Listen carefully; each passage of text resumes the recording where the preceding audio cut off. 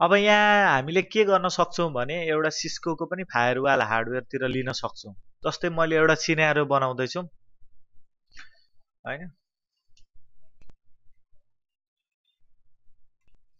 Firewall.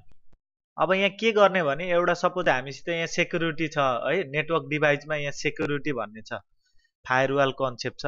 अब यो Cisco 5505 use गर्न सक्नुहुन्छ, यो डिभाइसै पाउँछ होइन मार्केटमा, जुन चाहिँ झन् यहाँ सिस्को प्याकेटको लागि चाहिँ हामीले यसमा एक्सपेरिमेन्ट गर्दैछौँ। अब यहाँ के गर्ने भने जस्तै मैले पिसीहरू राखेँ, पिसीहरू युज गर्दैछु।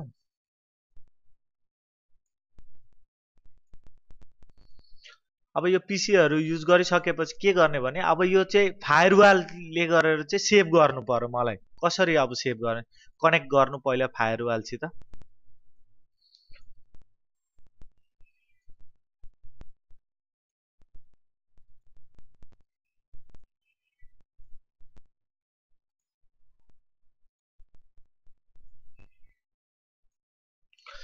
अब यो कनेक्ट गरिसकेपछि होइन, अब आइपी एड्रेसहरू सेट गरौँ। जस्तै मैले यहाँ आइपी एड्रेसहरू जस्तै 10 नै हालिदिउँ, 10.0.1।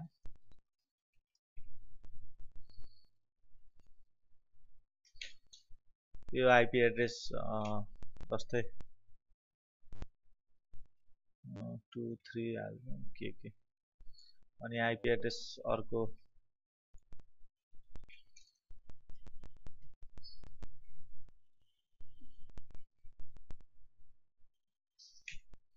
जस्तै हाम्रो यो 1 2 3 4 हालिदिउँ। अब आइपी एड्रेस हामीले सेट गरिसकेपछि एउटा हामी के गरौँ भने पिङ गरौँ कनेक्ट छ कि छैन। फेरि स्क्रिन हेर्दै हुनुहुन्छ होइन सबैजना?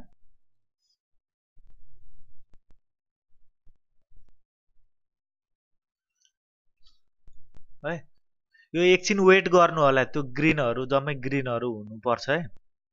सबै ग्रिन भएपछि अनि मात्रै स्टार्ट। जस्तै मैले पिङ गरौँ, अहिले त मैले केही गरेको छैन, आइपी एड्रेस मात्रै सेट गरेँ अनि एउटा हार्डवेयर सिस्कोको फायरवाल होइन 5505 भएको एउटा लिए। अब म पिङ गरौँ, पिङ 1 to 2 गर्दैछु मैले, पिसी 1 to 2।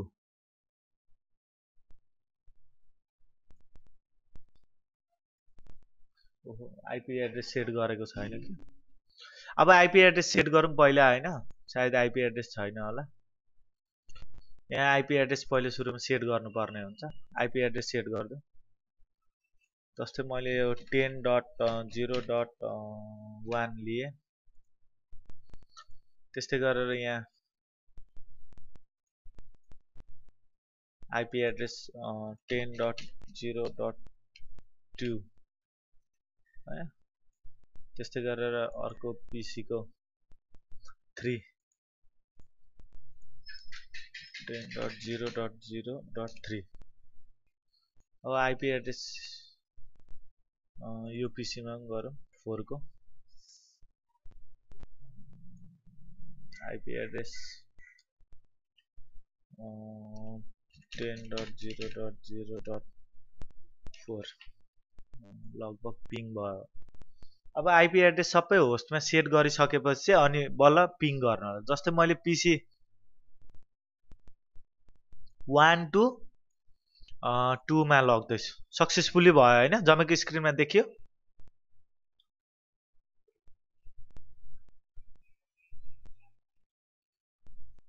त्यस्तै गरेर मैले पिसी 1 to 3 गरेँ, यो पनि सक्सेसफुली भयो होइन।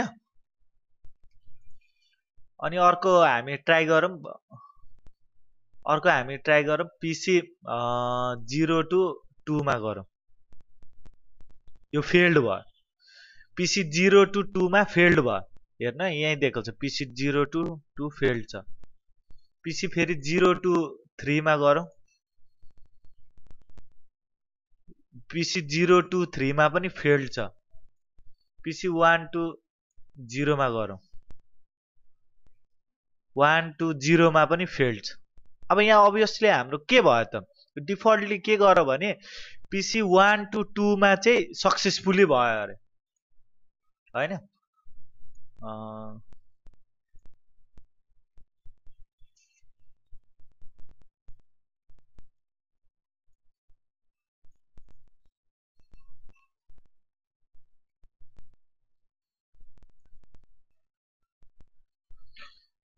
अब अर्को के भयो भने अर्को पिसी 1 to 3 मा 1 to 3 मा पनि ठिकै छ तर हाम्रो मेन चाहिँ के भयो भने पिसी 0 to 3 मा चाहिँ 0 to 3 मा चाहिँ फेल्ड छ 0 to 3 मा फेल्ड छ हामी सेपरेट गर्न खोज्दैछु नेटवर्कलाई है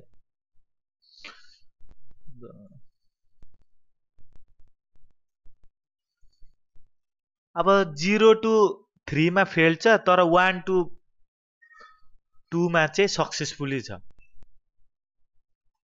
अब यहाँ सिचुएसन के क्रिएट आयो त कसरी यस्तो प्रब्लम भयो त यहाँ हामी के गर्नुपर्ने हुन्छ भने यो राउटरमा यो फायरवालमा क्लिक गर्नु डबल क्लिक गर्नु अनि यसको कन्फिगरेसनमा जानु कन्फिगरेसनमा गइसकेपछि हाम्रो पोर्ट हेर्नु त पोर्ट 0 to 0 मा इथरनेटको फायरवालको पोर्ट 0 to 0 मा 0 to 0 मा हेर्नु 0 to 0 मा के छ यहाँ भन्नु त मलाई एक्सिस भिलेन आउटसाइड हैन 2 मा छ एक्सिस भिलेन आउटसाइड 2 मा छ यहाँ नोट गरौँ भिलेन 2 मा छ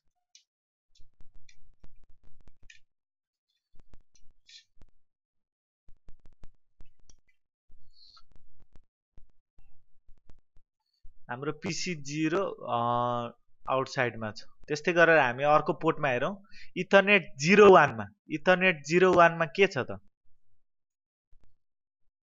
इथरनेट 01 मा भिलेन इनसाइड छ यहाँ हाम्रो के रहेछ त भिलेन 1 इनसाइडमा छ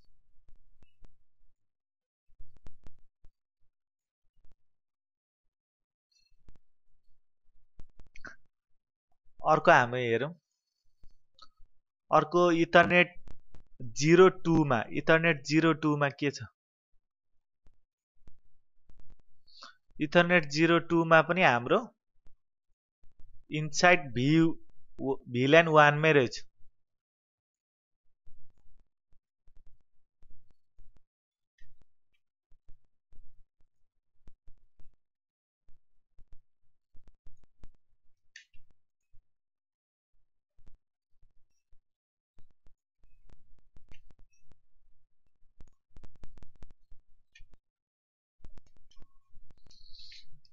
भिलेन 1 को इनसाइड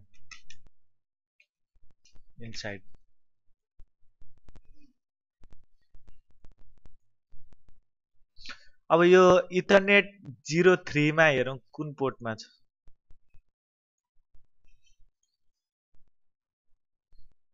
इथरनेट 03 को भिलेन को एक्सिस इनसाइडमै रहेछ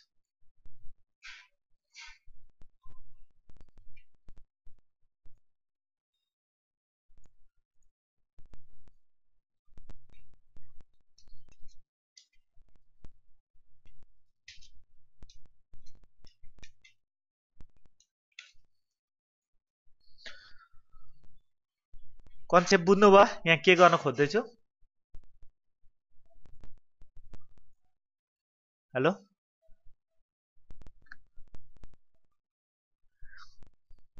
अब यहाँ सुन्नु किन त्यो पिसी 1 to 2 मा सक्सेसफुली भयो त किनकि हाम्रो सेम भिलेनमै रहेछ एउटै नेटवर्क त्यस्तै गरेर पिसी 1 पनि पिसी 3 मा सक्सेसफुली छ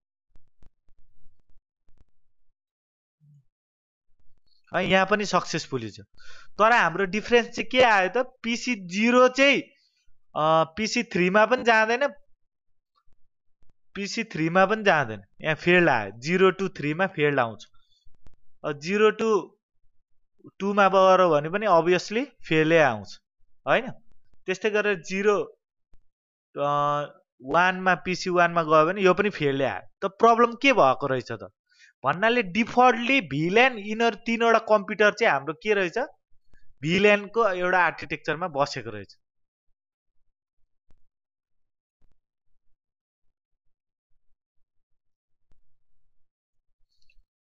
होइन यो यति चाहिँ एउटा सर्कलमा रहेछ, यसलाई चाहिँ आउटसाइड, यो त आउटसाइड भएछ। अब हामीले यदि कनेक्ट गर्नु पर्यो भने अब यो टुललाई पनि त दिनु पर्यो। खास गरी एउटै फायरवालमा छ नेटवर्कमा छ भने यसले पर्मिसन दिनको लागि के गर्नु त? जस्तै मैले पिसी 1 to 2 मा ठिक छ भने हामीले पिसी 0 to 3 मा पनि नेटवर्क मिलाउनु पर्यो। अब के गर्नु पर्यो भन्नु त? के गर्दा ठिक हुन्छ?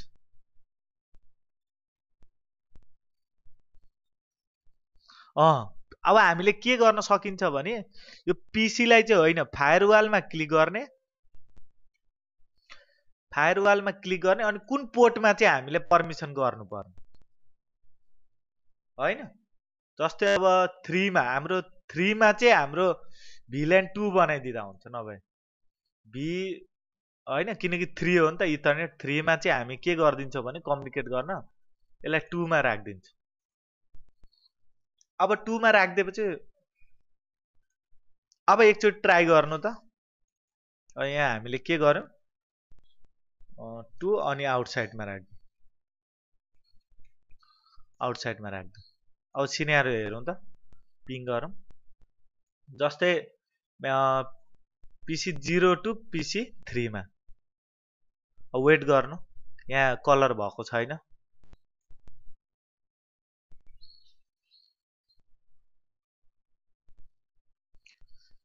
यो चाहिँ के भयो त हाम्रो एप्रोप्रिएट डेटाहरू जुन सेन्ड हुन्छन् होइन, अब हामीले सेपरेट नेटवर्कमा युज गर्दै थियौँ होइन। यो माथिको अब सेपरेट नेटवर्क भयो, V1 V1 भयो, मुनिको हामी के गरिदिन्छौँ V2 V2 भयो भन्नाले हामीले के गर्छौँ सेपरेट गर्छौँ। यो चाहिँ ओभरअल भिल्यान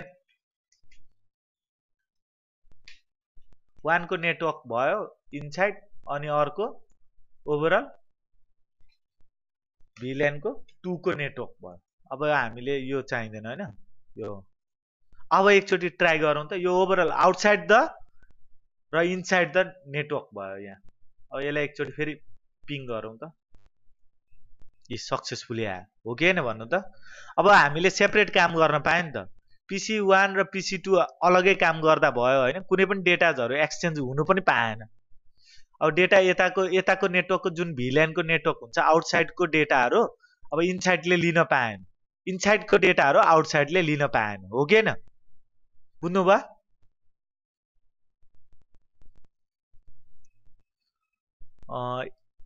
यही कुराहरू थियो, अरू त केही छैन है। ल थ्याङ्क यू भेरी मच, यति मात्रै हो फायरवालको कन्सेप्ट। यो चाहिँ हाम्रो